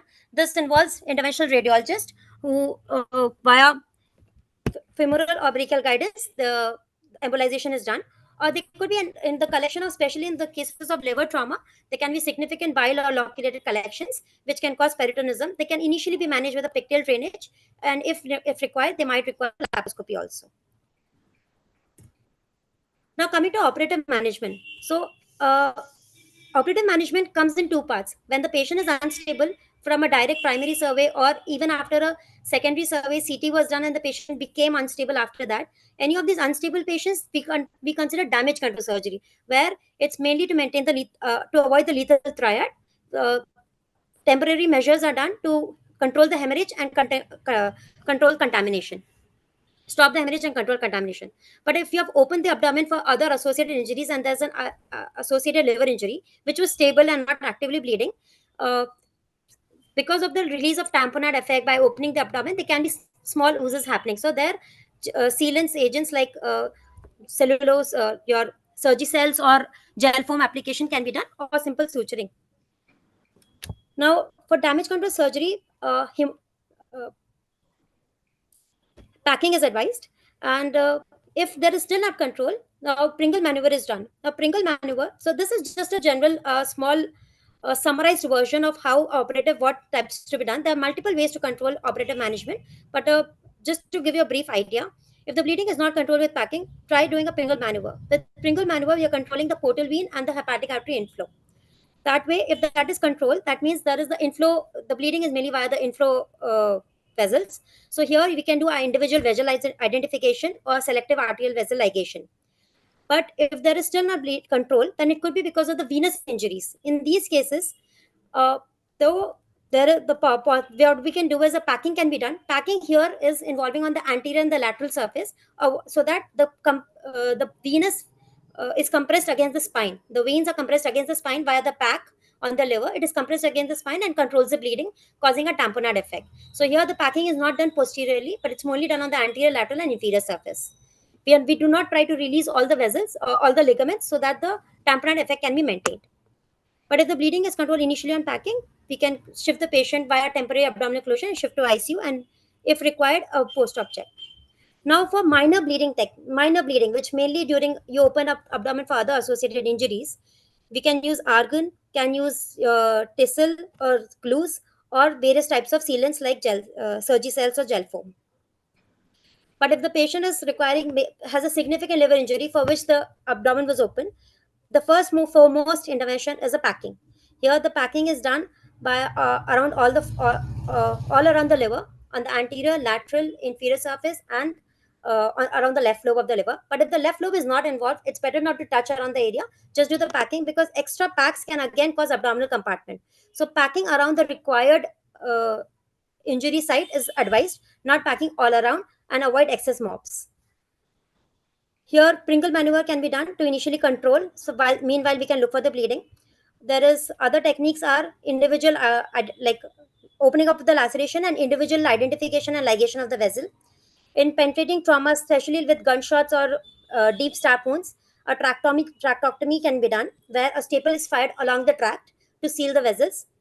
Then, in cases of a gunshot or a penetrating, a balloon tamponade, when this is mainly for a deep situated vessel, deep parenchymal tracts, where a balloon tamponade can be done. We can make this with a glove and passing a red rubber tube along it. So, with a glove finger, your normal gloves, this can be done and tied at both the ends. And here, when this red rubber tube will have holes with which we can inflate the saline, and that can help keeping the balloon inflated in position. Omental plugging can be done utilizing the omentum, the policeman of the abdomen, or absorbable mesh. Here's one of the videos on packing, just because this is one of the most important life-saving measures in liver trauma. Here we see they've opened the abdomen. Initially, so in trauma abdomens, when especially in damage control surgery, what we do is when we open the abdomen, there's a 4-quadrant packing to ensure that, and then we have just as soon as opening the abdomen, so that there's all the blood is, and we suck all the blood. After that, one by one, mobs are removed to localize which is the site of bleeding, because here we were not aware. It could be liver, spleen, bowel, retroperitoneum, so we're not aware what's the site. So gradually from the 4-quadrant, mobs are gradually removed. In this video, I'm mainly talking about the liver packing. So here we can see that the laceration is there on the here around the segment 5. So what we do is we use folded mops. These mops are folded three-fold mops, and they're gradually placed. And it's advisable that the loudly counts are set, like 1, 2 mop in, so that there is a number of the mops count is met. There's no confusion at the end how many mops are placed. So advise 2 to 3 mops on the lateral aspect. Then again on the anterior, because here the trauma was on the segment 5. So on the anterior.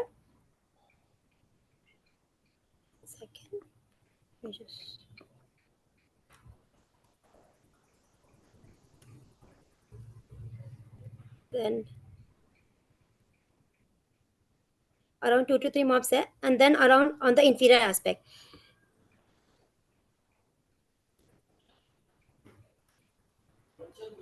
Here, what I wanted to show was the left lobe of the liver is not injured, so we have not divided the falciparum, and we have not tried to release.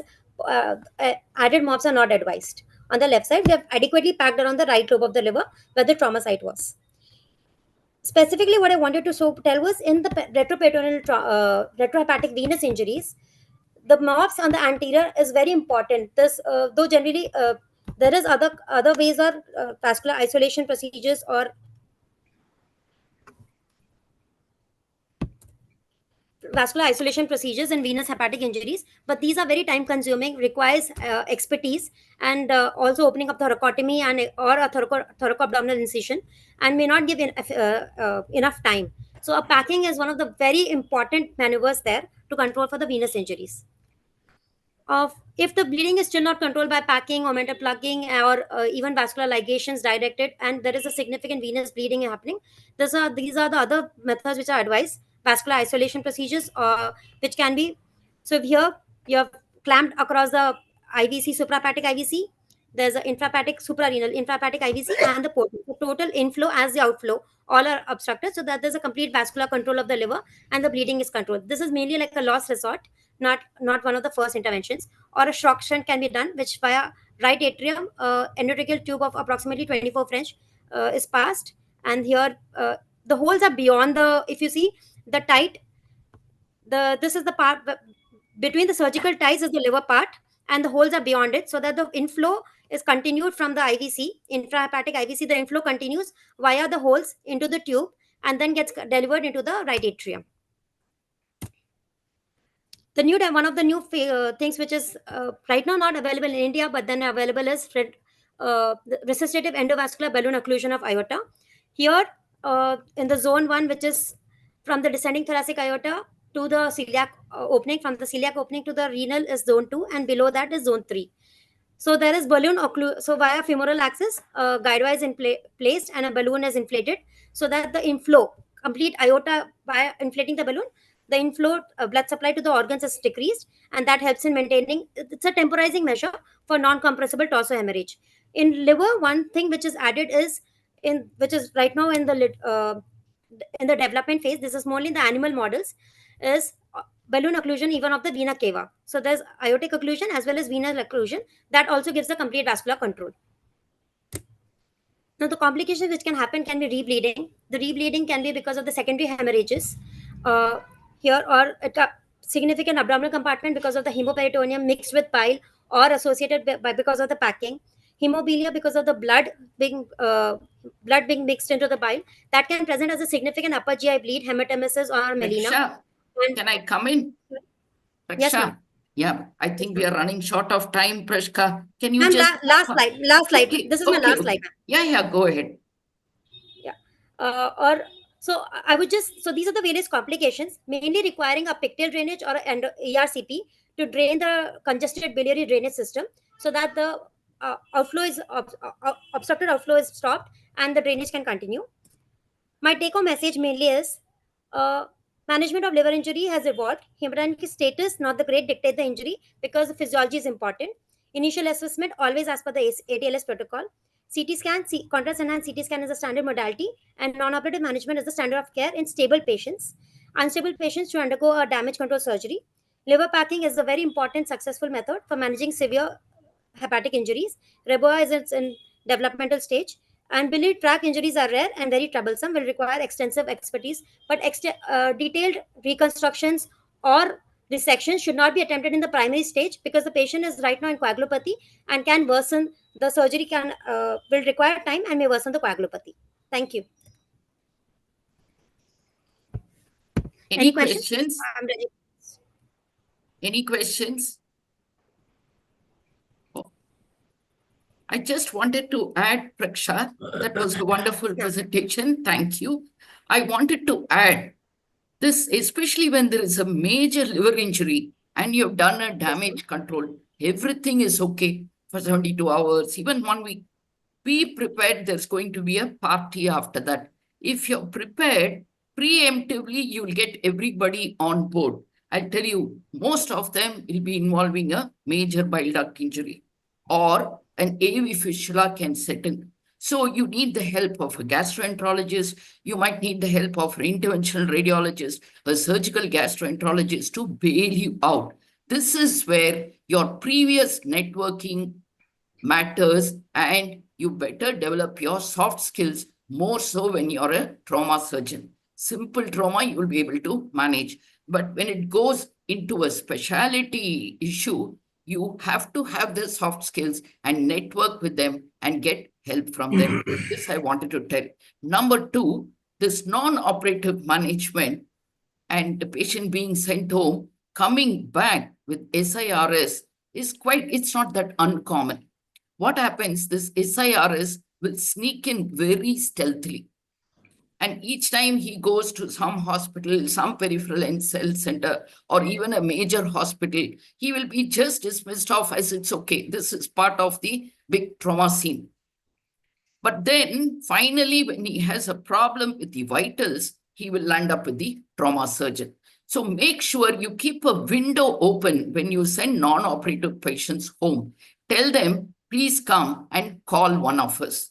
Don't just subject yourself to the first encounter in the A&E and go off. And it doesn't hurt. There are many people in trauma now, many residents. We can give that one-to-one care. I'm not talking to all the patients, but one-to-one care can be given for major injuries. This is what I wanted to add up. Any more questions? Okay. Now, let's move on to the last topic of today.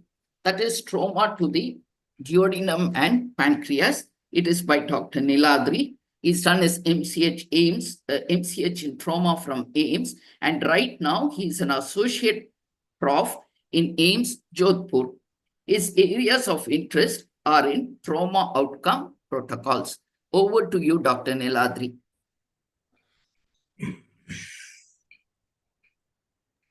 Am I audible and my screen is visible? Yes, Niladri, audible also. Okay, I'll be very quick because of lack of time. So, greetings from AIIMS Jodhpur. The last topic for today is trauma to pancreas and duodenum, and I'll be discussing the anatomy, little bit of anatomy. Mechanisms, I think I'll skip because it's already discussed by Dr. Joses. Some basic investigations also, this part is covered, so I'll skip on to the management part mainly. So a little bit of the duodenum and the pancreas lie. They are retroperitoneal, and just behind the liver, behind the colon, it's a very major area having a lot of major vessels. You can see the SMV, the SMA, and the splenic vein going just below the splenic artery, going just over the upper border. The pancreas is usually divided into the head, the neck, the body, and the tail. And the neck region is basically the one which is lying just above the superior mesenteric vein. So this is arbitrarily how we divide it. And the duodenum is the C loop actually, which lies on the lateral side of the head of the pancreas, supplied by the superior and inferior pancreaduodenal arteries. So this is actually a complex. It's not a single organ. There are a little bit of complex injuries which we are getting, but isolated pancreatic injuries also we can get, but usually presents together. Even in isolation, it may present, especially in penetrating, but blunt, there may be multiple injuries, like both to duodenum and the pancreas.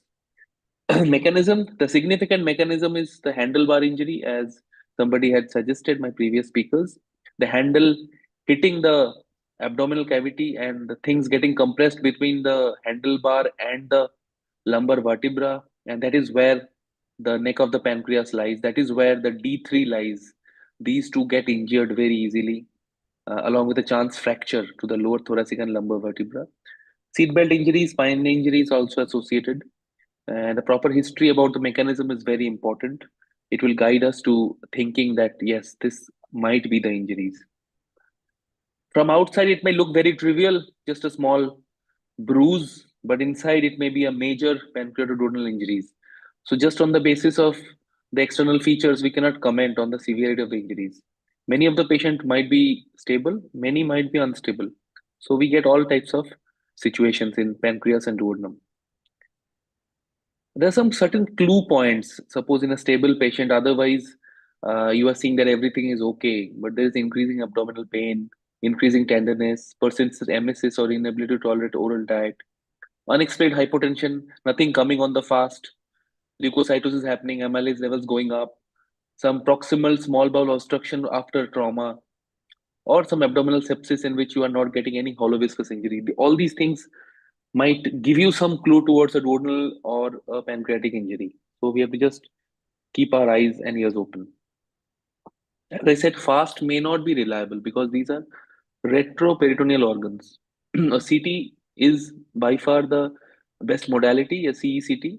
it might tell you about some periduodenal fluid or air suggesting a duodenal injury, peripancreatic fluid suggesting a pancreatic injury, or vice versa. Even a periduodenal fluid may be present in case of a pancreatic injury.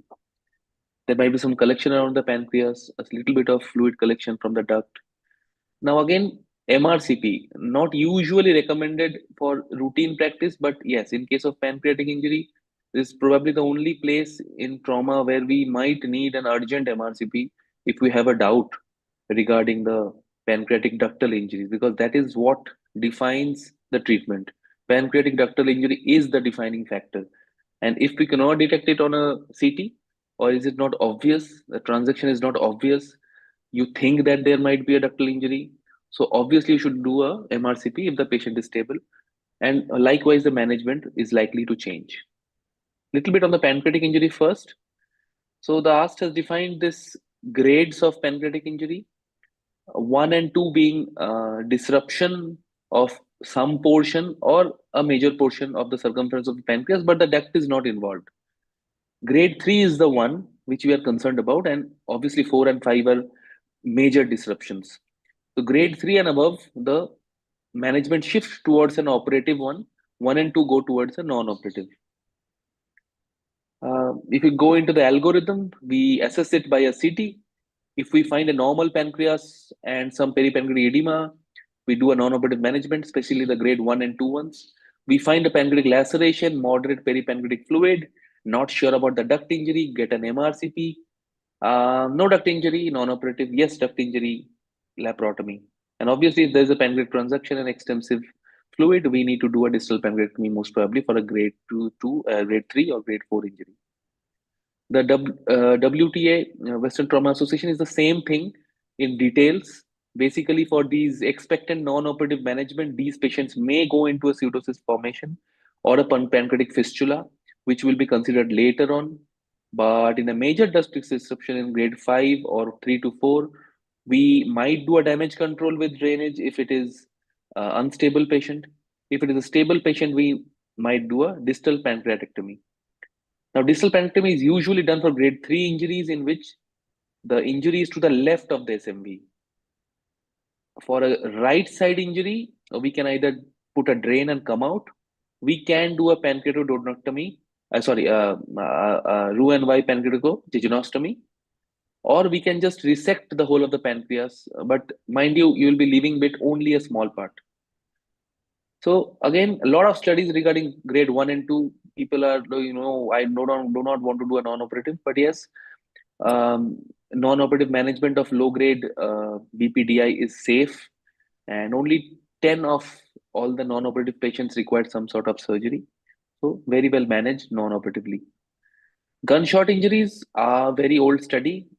Earlier they used to do debridement and suture repair, treatment with debridement, grade 4 going a pancreatic, but I don't think in today's world we need to do too much. If there is a small injury, maybe we don't go in. And if you're doing a laparotomy, just put a drain and come out if it's a very low grade injury like 1 and 2. Isolated duodenal injury. Now this again has an AST grading into 1, 2, 3, 4, and 5. 1 and 2 being a laceration, small hematoma.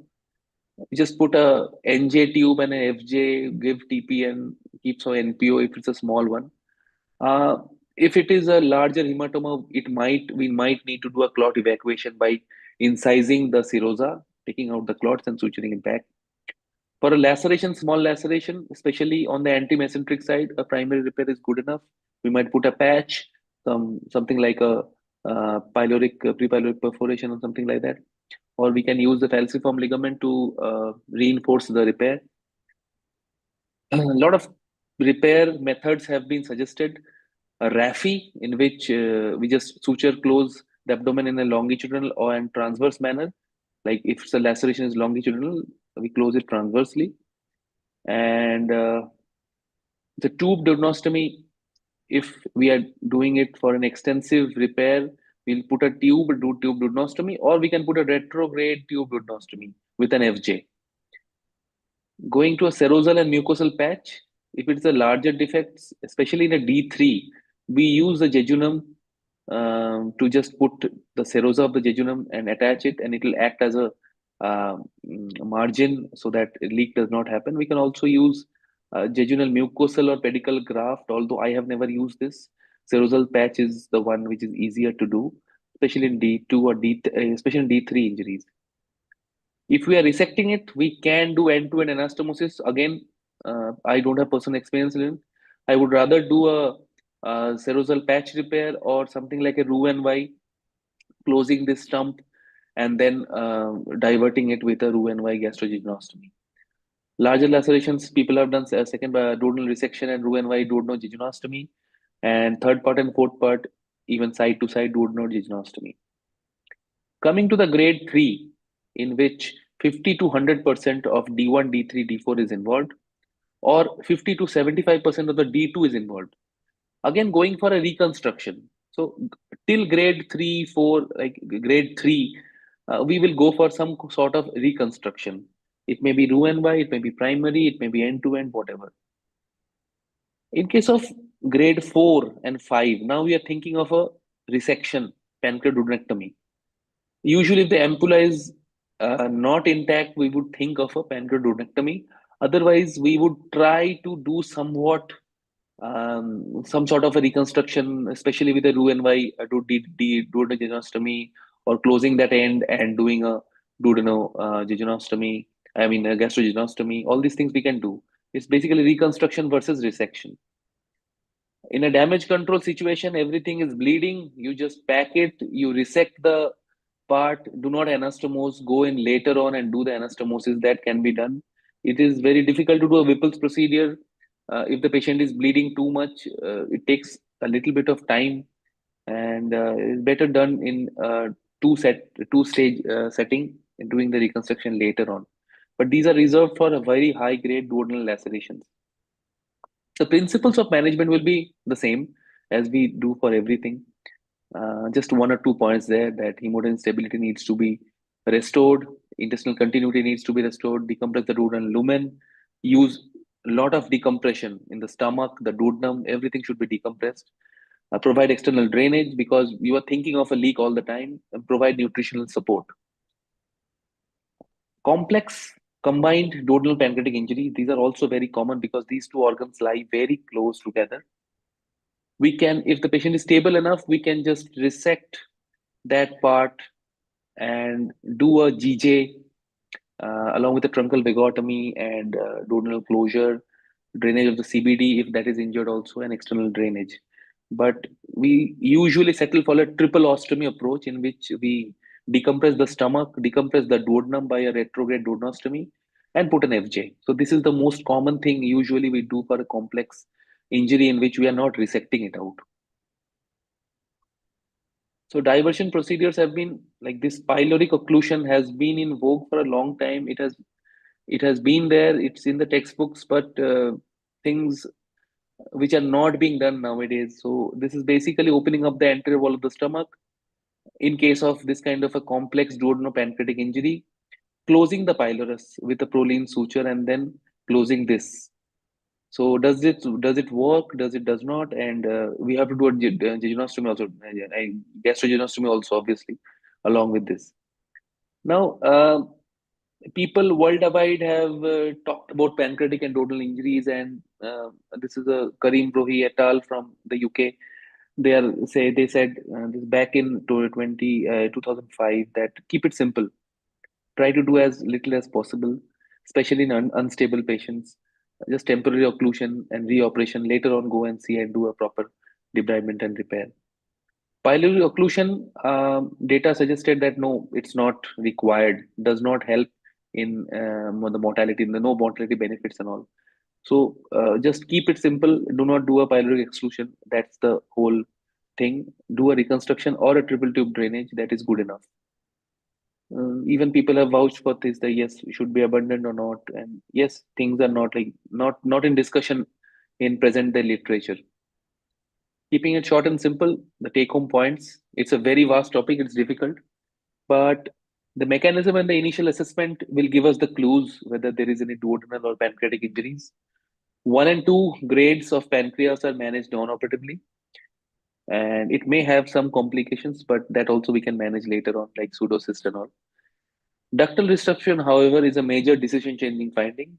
If the duct is gone, if it is a distal part, only the left of the SMV, do a distal pancreatectomy. If it is on the right side of the SMV, try to save the pancreas, do a pancreaticojejunostomy if possible. You can also resect a major part of the pancreas in those situations if you cannot do that. In major duodenal injuries and in complex injuries, if the patient is very unstable, just put a tube, do triple decompression, a lot of drainage, and come out. Live to fight another day. But if the patient is a little bit of stable, it is better to do some kind of reconstruction like a Roux-en-Y reconstruction, as we have discussed. When in a difficult situation, keep it simple. Don't worry, drain, pack, come out, live to fight another day. So that's it from me. Thank you.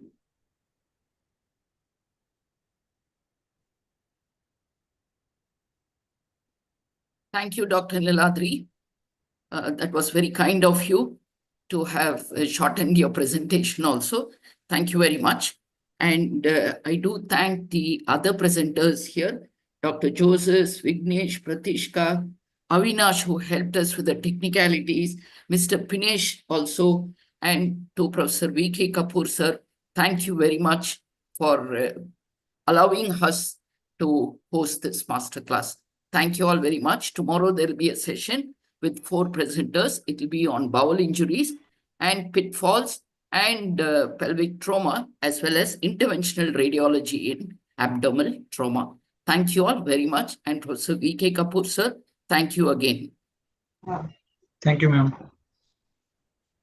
Thank you, ma'am. Thank you all. Thank you, Kapoor, sir. Yeah. Thank you, everyone.